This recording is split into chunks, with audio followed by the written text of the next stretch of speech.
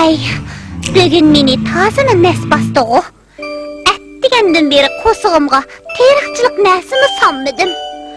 Kosaklarım içip, üçeylerim çatlaşıp gitti. Hey, bundak yürüyiversem bugün bu ormanlıkta açlıktan ölüp kağıdekmen.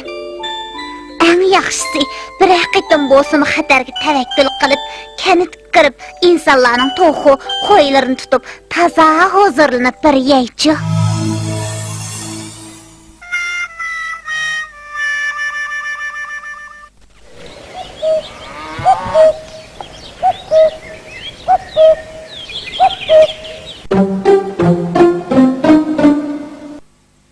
Vaa, go'shgan u.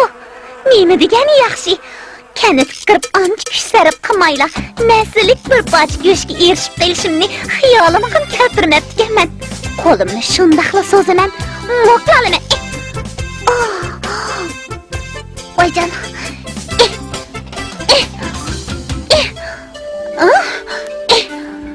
Yana bir kuchay.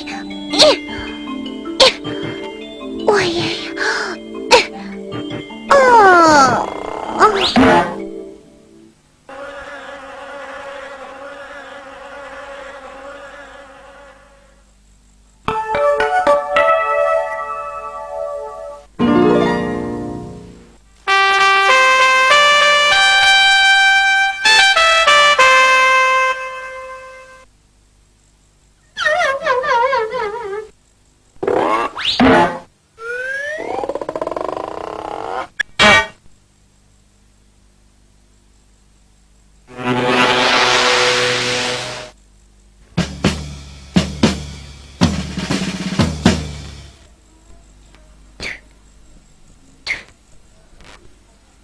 Tayyorlik. 1, 2, shuga.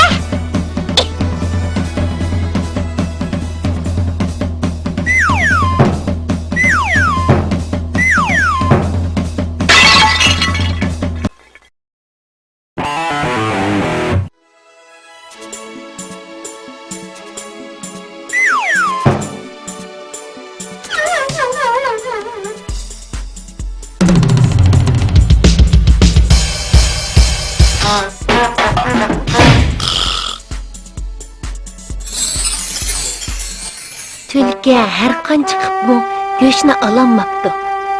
Oxiri herib holidan ketgan tulki go'shtga qarab, "Tuy! Nima degan siysiq go'sht bu? Bundaq siysiq go'shtga o'zim ovarqacha yo'lim olmang aytchu."